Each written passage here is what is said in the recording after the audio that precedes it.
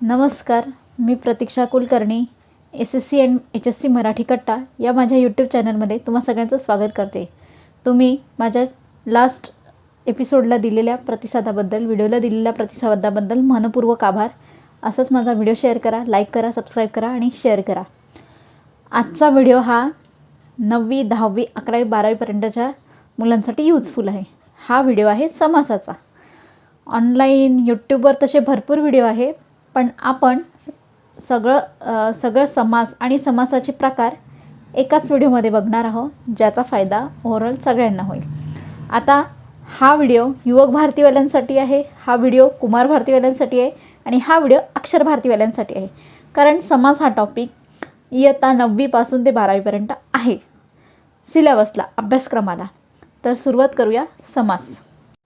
मित्रांनो, समास शिकण्याआधी एक गोष्ट क्लिअर करावीशी वाटते। कधी कधी समास सोडा असं इथे म्हटलं जातं पेपरला। तर हा पेपर बघा, ज्याच्यावर मोस्टली आपण ॲप्लिकेशन लिहितो आणि मोस्टली इथे अशी फोल्ड केली जाते ऑफिशियल डॉक्युमेंटच्या याच्यात। तर हा जो भाग असतो ना, यालासुद्धा समास म्हणतात।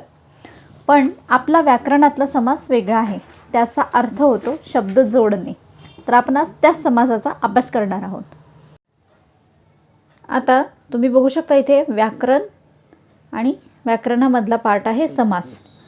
समासाचा शब्दशः अर्थ होतो जागा सोडणे, असा एक अर्थ अभिप्रेत आहे। मराठी व्याकरणात समासाचा अर्थ वेगळा आहे। तर बघा मित्रांनो, व्याकरण समास, समासाचा शब्दशः अर्थ जागा सोडणे असा एक अर्थ अभिप्रेत आहे। आता बघा, मी इथे हा जो पॅरेग्राफ सोडला आहे याला सुद्धा समास म्हणतात, पण आपल्याला व्याकरणामधला समास बघायचा आहे। तर बघा, त्याची व्याख्या, त्याची डेफिनेशन, दोन शब्द जोडणे किंवा दोन शब्दाच्या एकत्रीकरणाला समास असे म्हणतात। उदाहरणार्थ प्रतिक्षण आणि लंबोदर। आता हे उदाहरण तुम्हाला असेच दिसेल, पण हे शब्द नेमके कसे तयार झाले आहेत तर बघा, वरील उदाहरणात प्रत्येक शब्दात दोन वेगवेगळे शब्द दिलेले आहेत। म्हणजे बघा इथे प्रत्येक आणि क्षण, प्रतिक्षण, लंब अधिक उदर, लंबोदर। तर तुम्ही बऱ्याचशा गोष्टी या जसं संधीमध्ये वर्ण लक्षात घेतले जातात, वर्णाचं एकत्रीकरण होतं आणि त्याचा विग्रह करतात, तसाच समासामध्ये सुद्धा शब्दांचा विग्रह केला असतो। तर बघा, इथे एका संक्षिप्त रूपात आपल्याला लक्षात येईल, शब्दाचे एकत्रीकरण म्हणजे समास। शब्द वेगळे वेगळे म्हणजे फोड करणे। जसं आता प्रतिक्षण हा एक शब्द आहे, त्याचा आपण प्रत्येक अधिक्षण असे दोन वेगवेगळे शब्द केले आहे। म्हणजे काय केली आहे तर ही शब्दाची केलेली आहे फोड। तर शब्दाचे फोड करणे, सामासिक शब्दाचा विग्रह, त्याला काय म्हणतात, विग्रह। दोन शब्द एकत्रीकरण तयार झालेला शब्द त्यालाच म्हणतात सामासिक शब्द। म्हणजे हे जे दोन शब्द आहे प्रतिक्षण आणि लंबोदर, हे काय झाले, सामासिक शब्द। काय झाले, हे सामासिक शब्द। ठीक आहे। तर बघा, एक उदाहरण आपण तीन प्रकारे बघणार आहोत। जसं उदाहरणार्थ राष्ट्रार्पण, हा काय झाला, सामासिक शब्द। याची फोड करायची म्हणजे काय करायचं, आपल्याला सामासिक शब्दाचा विग्रह करायचा आहे। राष्ट्र अधिक अर्पण, दोन वेगवेगळे शब्द।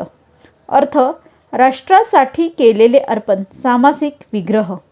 म्हणजे कुठला अर्थ केला आहे तर राष्ट्रासाठी केलेले अर्पण। समासामध्ये दोन वेगवेगळ्या पदांचा विचार असतो, संधीमध्ये वर्णाचा विचार असतो। म्हणजे संधीमध्ये वर्ण विचारात घेतले असतात, तर इथे दोन पद। आता दोन पद म्हणजे काय तर हा राष्ट्रार्पण जो शब्द आहे ना, तर राष्ट्र हे पहिले पद म्हणजे पहिला शब्द, आणि अर्पण, अर्पण म्हणजे दुसरे पद किंवा दुसरा शब्द।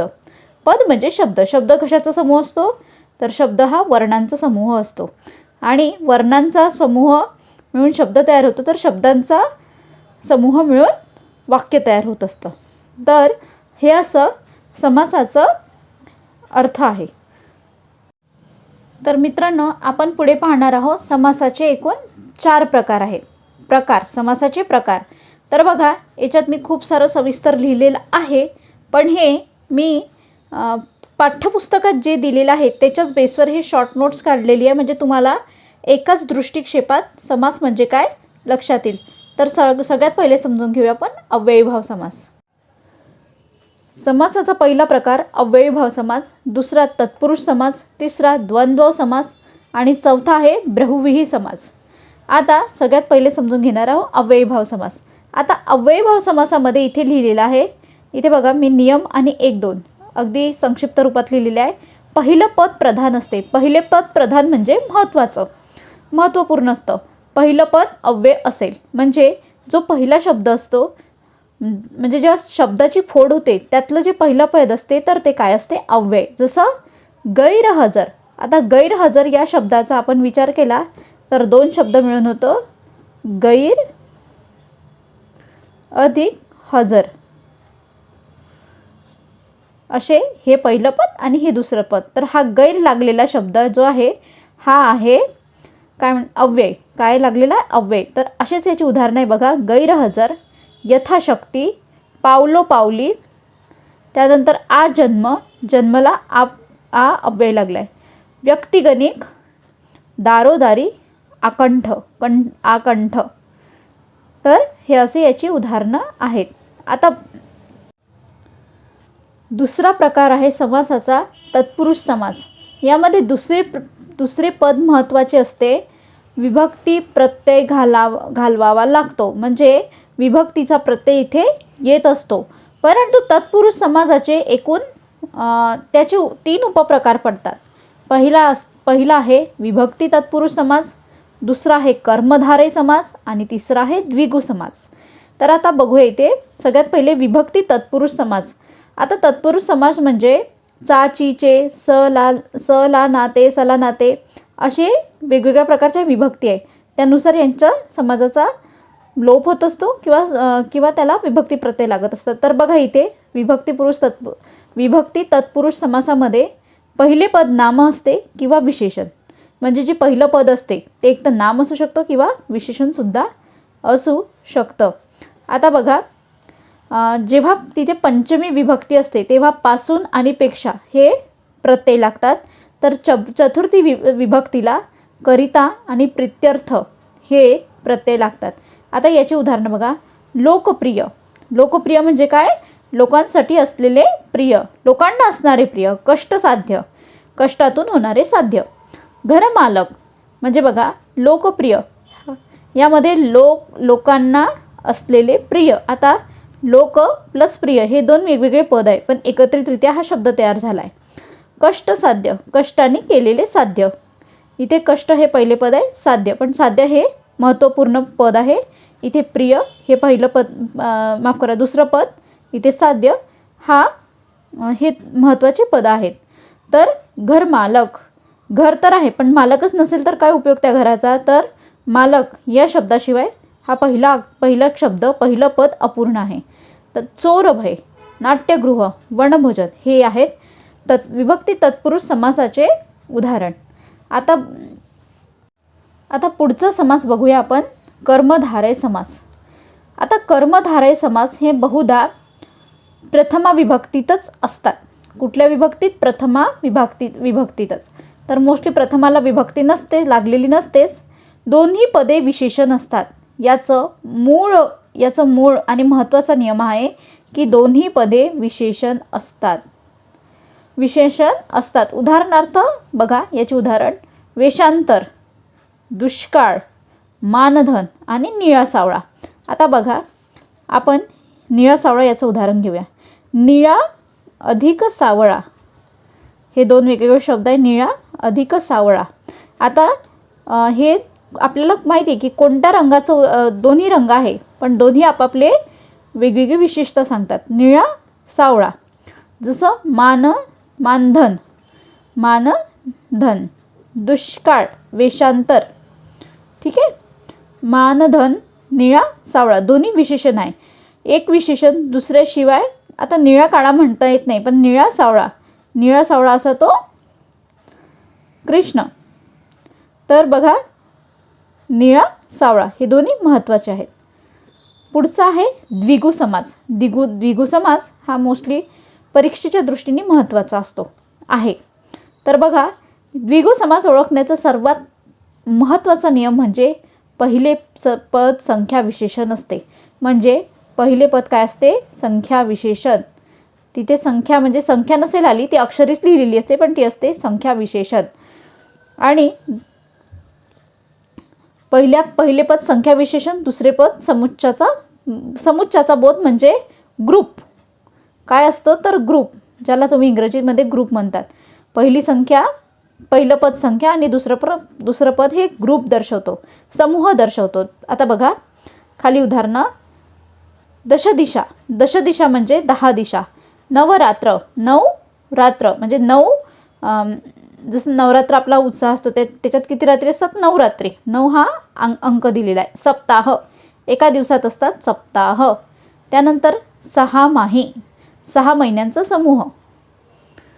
तर हे असे याचे उदाहरण आहे. एक दुसरं उदाहरण बघू शकतो आपण.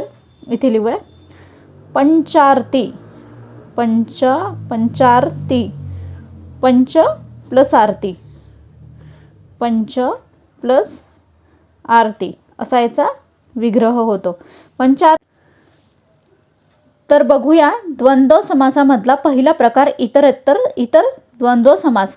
आता द्वंद्व समासामध्ये जेव्हा आपण समासाचा विग्रह करतो तेव्हा आणि व हे दोन समुच्च बोधक उभयान्वी अव्ययाचा वापर इथे होतो. दोन्ही पदाची इथे अपेक्षा असते. उदाहरणार्थ पती पत्नी. पती देखील महत्त्वाचा आहे आणि पत्नी देखील सुद्धा महत्त्वाचा आहे. पती व पत्नी. विटी दांडू. विटी व दांडू. नुसती विटी असून चालेल का? चालून खेळणार का? तर नाही. तर त्यासाठी दांडू सुद्धा असावा लागतो. विटी दांडू. गप्पा गोष्टी. माय लेकरं. भाऊ बहीण. चहा पाणी. अशी वेगवेगळी उदाहरणं ही इतर द्वंद्व समासाची आहे. पुढचा समास पाहूया आपण, वैकल्पिक समास. आता वैकल्पिक म्हणजे विकल्प. विकल्प मीन्स ऑप्शन. तर बघा इथे किंवा, अथवा, वा या विकल्पबोधक उभयान्वी अव्ययांनी जोडलेले असतं. आता इथे शब्द आलेले आहे इष्ट निष्ठ. एकतर इष्ट असेल किंवा निष्ठ असेल. लहान किंवा मोठे. आता एकतर तो लहानही असू शकतो किंवा मोठा सुद्धा असू शकतो. म्हणजे इथे आपल्याला पर्टिक्युलर त्याबद्दल निश्चित सांगता येत नाही. त्याच्यामुळे किंवा, अथवा, वा या उभयान्वी विकल्पबोधक उभयान्वी अव्ययाचा वापर इथे होत असतो. भले बुरे. भले होईल किंवा बुरे होईल. याचा भले बुरेचा जर आपण संधिविग्रह केला, भले किंवा बुरे. सत्य किंवा असत्य. चूक किंवा बरोबर. पुढचा समास आहे समाहार द्वंद्व समास. आता समाहार द्वंद्व समासामध्ये मूळ पदाबरोबरच इतर पदार्थाचा समावेश असतो. म्हणजे येणारे जे शब्द असतात ते एकमेकांसोबत येतातच. उदाहरणार्थ बघा, अंथरूण पांघरून. घर दार. कुलूप किल्ली. कुलूप किल्ली म्हणजे कुलूप पण येईल पण सोबत किल्ली पण येईल. घर दार. चहा पाणी. जेवण खावण जोडून येतात. तर ते शब्द इथे समाहार द्वंद्व समासामध्ये मोस्टली वापरल्या जातात. अंथरूण पांघरून, घर दार, कुलूप किल्ली. तर हे आहे समाहार द्वंद्व समासाचे उदाहरण. पुढचा आहे बहुव्रीही समास. आता बहुव्रीही समासामध्ये दोन्ही पदामधून हा तिसऱ्यांचा बोध होतो. आता बघा, पहिला नियम आहे अव्ययीभाव समासामध्ये पहिले पद प्रधान, तत्पुरुषमध्ये दुसरे पद प्रधान. द्वंद्व समासामध्ये दोन्ही पदे महत्त्वाची असतात. तर बहुव्रीही समासामध्ये दोन्ही पदे महत्त्वाचा नसून तिसऱ्यांचाच बोध होत असतो. म्हणजे दोन पदे एकत्रित येतात आणि जो तिसरा नवीन शब्द तयार होतो त्या तिसऱ्याचा अर्थ लक्षात घेतला जातो. तर सामासिक शब्द तिसऱ्या पदाचे विशेषण असते. तर सामासिक शब्द काय असतं? तिसऱ्या पदाचे विशेषण असते. ते कसं आपण उदाहरण बघूया आता. बघा, गाळलेली पदे योजावी लागतात. गाळलेली पदे म्हणजे योजावी लागतात. जसं नीरव, नीरव, दशमुख, नीरज, नीरस, सप्रमाण, गोपाल, मीनाक्षी आणि षडासन. आता बघा, याच्यातलं आपण 1-2 संधी विग्रह बघूया. जसं आता मीनाक्षी. मीनाक्षीचा अर्थ होतो मीन म्हणजे मासा. माशासारखे आहे जिचे डोळे. माशासारखे आहे जिचे डोळे अशी ती मीनाक्षी. सप्रमाण, सप्रमाण म्हणजे प्रमाणासह. आता प्रमाणासह म्हणजे काय, तर ज्याला आपण प्रूफ विथ प्रूफ म्हणतो. प्रूफ हा शब्द प्रमाणासाठी वापरला जातो. नीरस, ज्याच्यात रस नाही असा तो. सहाध्यायी, सहाध्यायी म्हणजे सोबत अध्याय सोबत असणारा. नीरव, नीरव म्हणजे नीरव हे शांततेशी रिलेटेड आहे, म्हणजे जिथे शांतता आहे अशी जागा.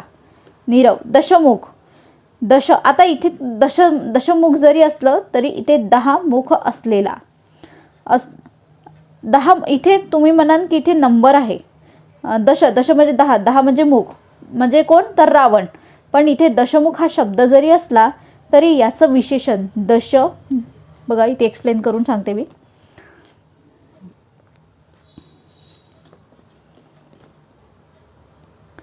दश अधिक मुख,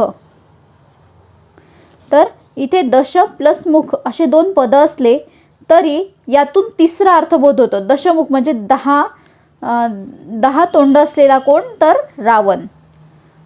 अजून इथे एक उदाहरण आपण मगाशी बघत होतो, जसं लंबोदर. लंब आहे ज्याचे उदर, म्हणजे याचा अर्थ काय होतो, लंब आहे ज्याचे उदर असा तो कोण, तर गणपती. लंब आहे ज्याचे उदर असा तो कोण, गणपती. नीळकंठ, कंठ म्हणजे गळा, ज्याचा गळा आहे निळा असा तो कोण, तर शंकर. देवांचा देव महादेव, तर असा. लक्ष्मीकांता, लक्ष्मी आहे ज्याचा कांटा, म्हणजेच लक्ष्मीकांता म्हणजे लक्ष्मीचा पती, कांटा म्हणजे पती. तर अशी फोड होत असते. असे आपण जवळपास समासाचे 10 प्रकार पाहिलेले आहे. तर व्हिडिओ आवडल्यास लाईक करा, सबस्क्राईब करा आणि शेअर करा. काही मत असल्यास कमेंट करा. भेटूया लवकरच नवीन व्हिडिओसह, नवीन भागासह.